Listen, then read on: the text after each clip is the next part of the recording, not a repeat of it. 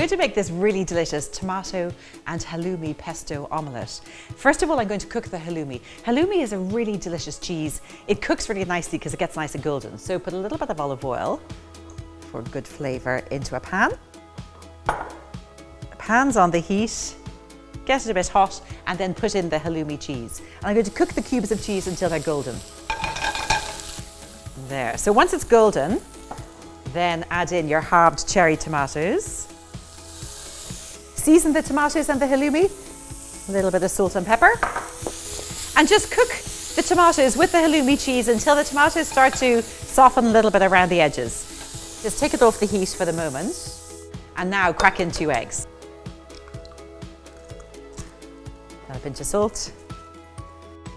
Some pesto. Lovely. And the Herbalife Gourmet Tomato Soup really adds a lovely bit of extra tomato zing. Whisk all this. If you want to add a small splash of water, you can, or a milk. Perfect. Now start to make the omelette. Pan's nice and hot. Another bit of olive oil.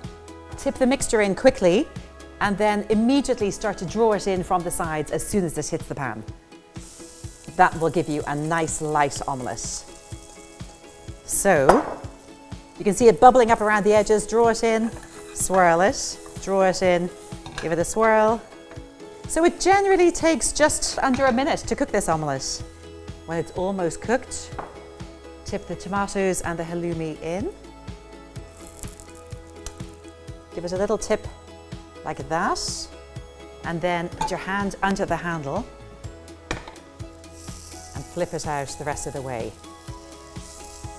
And that is a very delicious tomato and halloumi pesto omelette.